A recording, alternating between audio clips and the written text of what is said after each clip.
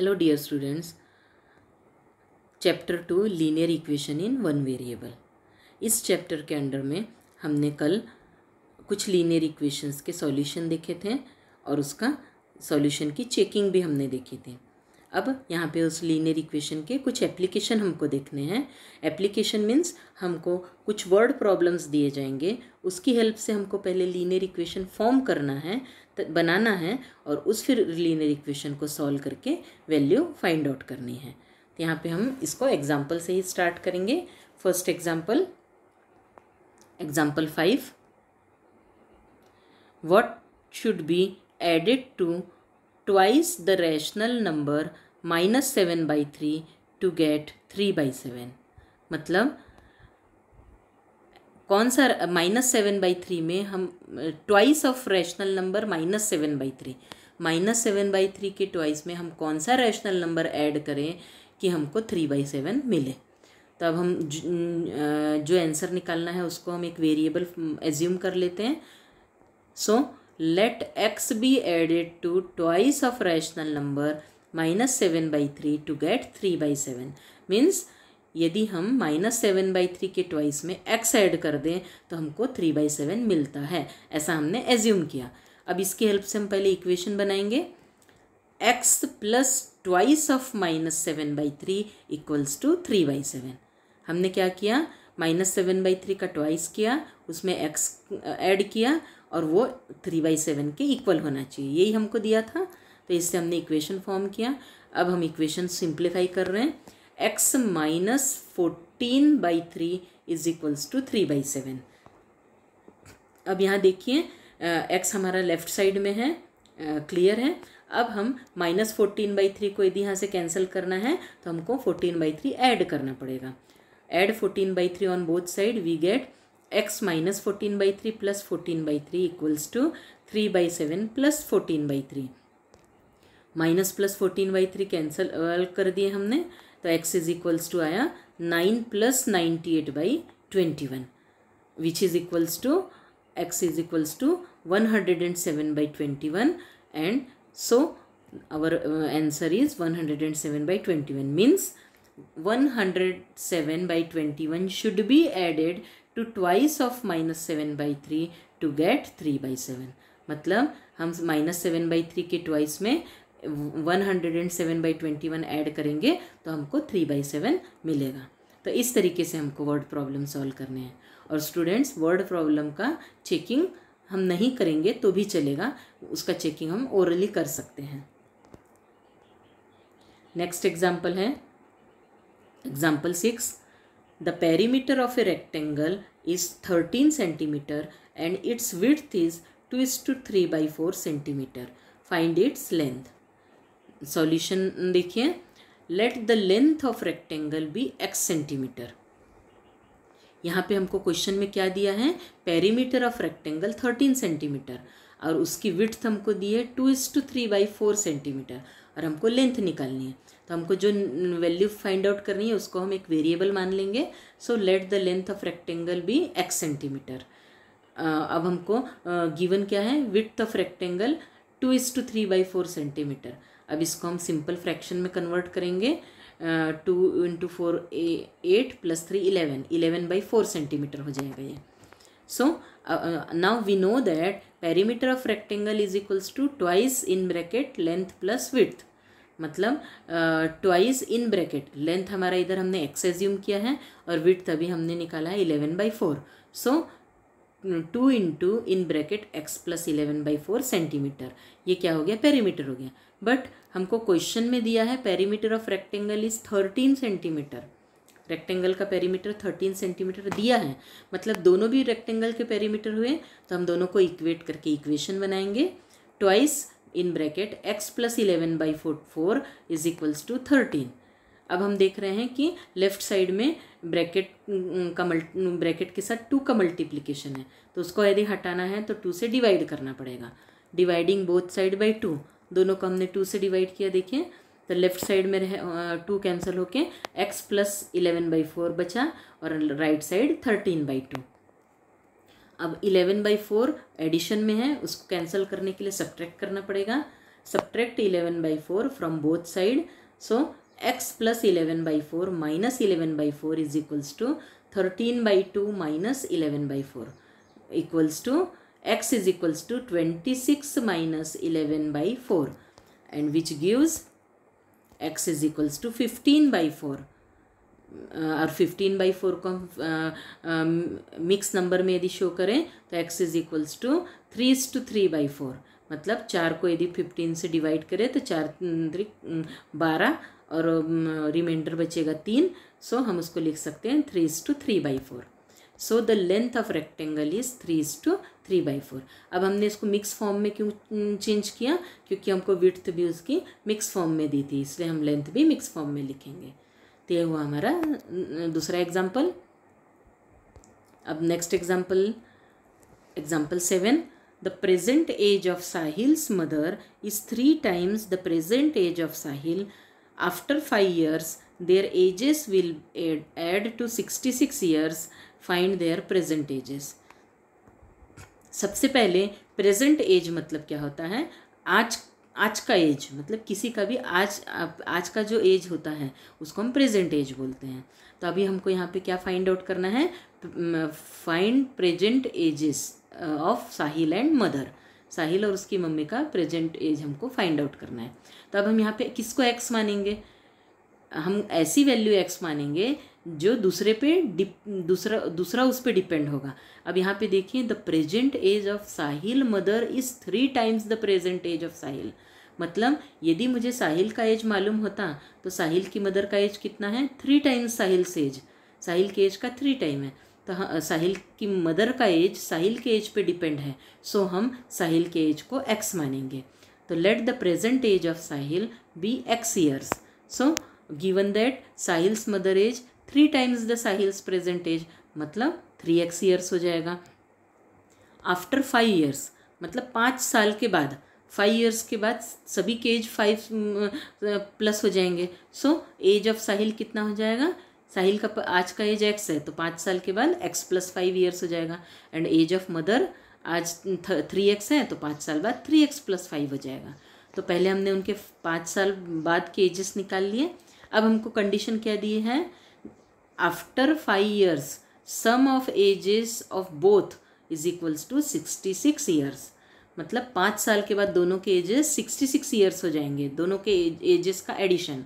तो अब यहाँ पे दोनों के एजेस है x + 5 एंड 3x + 5, और दोनों को हम ऐड कर देंगे और इक्वल्स टू 66 लिखेंगे. x + 5 + 3x + 5 equals to 66.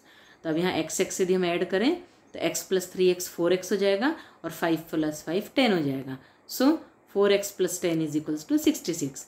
यह हमारा इक्वेशन हो गया. अब हम +10 को हटाने के लिए सब्ट्रैक्ट करेंगे. Subtract 10 from both side. So 4x + 10 - 10 is equals to 66 - 10, which gives 4x is equals to 56. Now अब हमको x की वैल्यू निकालनी है. 4 मल्टीप्लिकेशन में है तो हमको 4 से डिवाइड करना पड़ेगा. Dividing both side by 4 we get 4x/4 is equals to 56/4. 4 cancel हो गया, then x is equals to 14. So we can find the age present ages. The present age of Sahil हमने x लिया था, तो x is equals to 14 years. तो साहिल की as हो गई 14 years. And present age of mother equals to 3x is equals to 3 × 14 42 years. तो इस तरीके से हम आंसर फाइंड आउट कर सकते हैं. ओके, अब हम और एक एग्जाम्पल डिस्कस करेंगे. एग्जाम्पल 8. बंसी has 3 times as many 2 rupees coins as he has 5 rupees coins. If he has in all a sum of rupees 77, how many coins of each denomination does he have? पहले हम question समझेंगे. हमको क्या given है? बंसी has 3 times as many 2 rupees coins as he has 5 rupees coins. मतलब बंसी के पास जितने 5 रुपए के कॉइन हैं उसके 3 times 2 rupees कॉइन है. और उन्होंने क्या कहा है? If he has in all a sum of rupees 77, मतलब उसके पास टोटल 77 rupees हैं. तो हर एक प्रकार के कितने कॉइन हुए? ये हमको फाइंड आउट करना है। तो सबसे पहले हम देखेंगे कि हम इस x किसको माने। अब कौन से कॉइन किस कॉइन पे डिपेंड है। यहाँ पे हम देख रहे हैं कि 2 रुपये के कॉइन 5 रुपये के कॉइन पे डिपेंड है। यदि मुझे 5 रुपये के कितने कॉइन है मालूम होगा तो उसका हम 3 टाइम्स करेंगे तो 2 रुपये के कॉइन मिल जाएंगे। So we assume here the number of 5 rupees coin be x। So the given क्या है हमको, नंबर ऑफ 2 रुपीज़ कॉइन। तो 2 रुपीज़ कॉइन्स कितने हो गए, 3 टाइम्स ऑफ 5 रुपीज़ कॉइन्स, मतलब 3 ऑफ x। यदि 5 रुपये के x कॉइन हैं तो 2 रुपये के 3x कॉइन होंगे।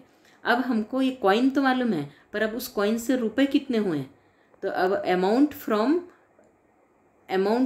x 5 रुपीज़ कॉइन, 5 रुपये के जो कॉइन थे वो कितने थे, x थे, तो उससे हमको रुपए कितने हो गए, 5 इंटू x, मतलब 5x रुपीज़ हो गए। और amount from 3x 2 rupees coin, 2 rupees के कॉइन 3x थे, तो उससे हमको पैसा कितना हो गया उसका, टोटल रुपीज़ 3x इंटू 2 मतलब 6x रुपीज़ हो गए। तो टोटल हमको टोटल अमाउंट दिया है 77 रुपीज़, मतलब 5x प्लस 6x दोनों मिला करके 77 होना चाहिए। सो इक्वेशन तैयार हो गया, 11x इज इक्वल्स टू 77। अब यहाँ पे 11 मल्टीप्लिकेशन में है, इसको हमको कैंसिल करने के लिए डिवाइड करना पड़ेगा। Dividing both side by 11 we get 11x by 11 is equals to 77 by 11. So x is equals to 7. अब x की वैल्यू मालूम हो गई तो दोनों प्रकार के कॉइन हम निकाल सकते हैं। So number of 5 rupees coin is equals to x means 7, मतलब 5 रुपये के 7 कॉइन थे हमारे पास। और number of 2 rupees coins means 3x means 3 into 7 21, 2 rupees के 21 कॉइन्स हैं। अब यदि हमको चेक करना है तो हम चेक कर सकते हैं, 5 रुपये के 7 कॉइन मतलब कितने रुपए हो गए, 7 इंटू 5 35 रुपीज़, और 2 रुपीज़ के 21 कॉइन, तो 21 इंटू 2 कितने हो गए 42, और 42 और 35 यदि हम ऐड करें तो हमको कितना मिलता है 77, मतलब उसके पास, बंसी के पास 77 रुपीज़ थे। वो हमारा चेकिंग हम इजीली कर सकते हैं। Now the last example is example 9. The sum of example 9, the sum of 3 consecutive multiples of 11 is 366. Find these multiples. अच्छा, अब हमको कंजिक्यूटिव नंबर क्या होते हैं ये सभी को मालूम है। कंजिक्यूटिव नंबर मतलब ऐसे नंबर्स जो एक लाइन में आते हैं, मतलब क्रम से आते हैं, जैसे 2 3 4 11 12 13 7 8 9 जो कंटिन्यूशन में आते हैं उसको हम कंजिक्यूटिव टर्म बोलते हैं। अब यहाँ पे हमको क्या बोला है, कंजिक्यूटिव मल्टीपल ऑफ 11, मतलब 11 के जो मल्टीपल हैं ऐसे 3 टर्म। जैसे देखो 2, यदि मैं 3 का मल्टीपल बोलूँ तो 3 के मल्टीपल के कंजिक्यूटिव टर्म क्या होंगे, 3 6 9, तो 3 6 9 ये 3 के मल्टीपल है, मतलब 3 के टेबल में जो 3 लाइन से आएंगे वो 3 के। अब वैसे 11 का कंजिक्यूटिव मल्टीपल हम 11 के टर्म में लेंगे, तो हमको क्या दिया है कि 3 ऐसे 11 के मल्टीपल है जिनका एडिशन 363 है, तो हमको वो तीनों मल्टीपल फाइंड आउट करने हैं। तो सबसे पहले हम यहाँ एज्यूम करेंगे कि 11 का फर्स्ट जो मल्टीपल है वो x है, तो हम क्या एज्यूम किए, let x be the multiple of 11। x जो नंबर है वो 11 का मल्टीपल है, तो अब नेक्स्ट 11 का मल्टीपल क्या होगा, x प्लस 11, और उसका नेक्स्ट 11 का मल्टीपल क्या होगा, और प्लस 11 कर दो, x प्लस 11 मतलब x प्लस 22। तो so x plus 11 and x plus 22 are 3 consecutive multiple of 11। अब ये 11 के 3 कंजिक्यूटिव मल्टीपल हो गए। और अब हमको गिवन क्या है, इनका सम हमको कितना दिया है, 363 दिया है, तो इनको हम ऐड करेंगे, x plus 11 plus x plus 22 is equals to 363। So x plus x 3x and 11 plus 22 33। So 3x plus 33 is equals to 363। अब हम दोनों साइड से 33 सब्ट्रैक्ट करेंगे, 3x plus 33 minus 33 is equals to 363 minus 33। So 3x is equals to 330। अब हमको x की value find out करनी है, तो 3 मल्टीप्लिकेशन में है उसको हम डिवाइड करेंगे, dividing both side by 3, 3x by 3 is equals to 330/3, so x is equals to 110। अब x की वैल्यू फाइंड आउट कर ली हमने, तो अब हम यहाँ पे कंजिक्यूटिव मल्टीपल्स फाइंड आउट कर सकते हैं। So 3 consecutive multiple of 11 are, first है x मतलब 110, second x plus 11 means 110 plus 11 मतलब 121, और तीसरा x plus 22 means 110 plus 22 is equals to 132। So the 3 consecutive multiple of 11 are 110, 121 and 132। अब हमारा नेक्स्ट एग्जाम्पल है, the difference between two whole numbers is 66। The ratio of the two numbers is 2:5. What are the two numbers? अब यहाँ पे देखिए solution हम इसका देखेंगे। हमको दो नंबर्स का डिफरेंस 66 दिया है और दोनों नंबर का रेशियो 2:5 दिया है। अब दोनों नंबर का रेशियो 2:5 दिया है, इसका मतलब एक नंबर 2 है और दूसरा नंबर 5 है, ऐसा है क्या?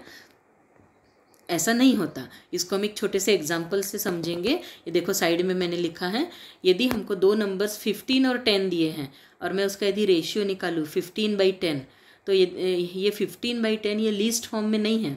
इसमें इसको यदि हम फैक्टर करें तो 15 को हम 5 × 3 और 10 को हम 5 × 2 लिख सकते हैं, और ऊपर नीचे से यदि मैं 5 कैंसिल कर दूं तो यहाँ पे वैल्यू आएगी 3/2। तो ये 3/2 15/10 का रेशियो है, मतलब लीस्ट फॉर्म है। तो कभी भी रेशियो लीस्ट फॉर्म में होता है, इसका मतलब ये नहीं है कि हमारा पहला नंबर 3 है और दूसरा नंबर 2 है। एक्चुअली इसमें से जो कॉमन मल्टीपल होता है, जैसे यहाँ पे कॉमन मल्टीपल 5 है, वो कैंसिल हो गया है, इसीलिए रेशियो 3/2 आया है। एक्चुअल हमारा नंबर था 15 और 10। तो यहाँ पे देखिए हमको गिवन क्या है, the ratio of two numbers is 2:5। इसका मतलब दोनों नंबर 2 और 5 नहीं है, 2 और 5 के में एक कॉमन नंबर मल्टीपल है। तो सपोज हम मान लेते हैं कि उनका जो कॉमन मल्टीपल मतलब जो कॉमन फैक्टर है वो x है। तो ये तो अब हम 2 को x के 2 और x का मल्टीप्लिकेशन करें और 5 और x मल्टीप्लाई करें तो हमको दोनों नंबर्स मिलेंगे। ठीक है, so the two whole numbers are 2x and 5x। मतलब हमको जो रेशियो दिया जाता है उसका कॉमन मल्टीपल कैंसल हुआ रहता है, उसको यदि हम फिर से मल्टीप्लाई करें तो हमको एक्चुअल नंबर मिलता है। तो हमने यहाँ कॉमन मल्टीपल को, कॉमन फैक्टर को x माना है और उससे हमने अपने होल नंबर x के फॉर्म में निकाले हैं 2x एंड 5x। अब हमको क्या दिया है, इनका डिफरेंस 66 है, डिफरेंस 66। और स्टूडेंट्स ध्यान दो, डिफरेंस का मतलब होता है बड़े नंबर में से छोटा नंबर सब्ट्रैक्ट करना। तो यहाँ पे 5x बड़ा है, 2x छोटा है, तो 5x minus 2x is equals to 66 होगा। सो 3x इज इक्वल्स टू 66। अब हम x की वैल्यू निकालने के लिए 3 से डिवाइड करेंगे। 3x/3 is equals to 66/3, so x is equals to 22। अब x की वैल्यू फाइंड आउट कर लिए तो हम होल नंबर्स निकाल सकते हैं। पहला होल नंबर 2x है, तो 2 × 22 44, और दूसरा 5x मीन्स 5 × 22 110। तो इस तरीके से हम दोनों होल नंबर्स फाइंड आउट कर सकते हैं। तो कुछ एप्लीकेशन हमने यहाँ देखे हैं, ये एग्जाम्पल फिर से रिवाइज कीजिए और ये एग्जाम्पल्स अपने होमवर्क के नोटबुक में सॉल्व करिए। इतना ही आज का होमवर्क है। Thank you.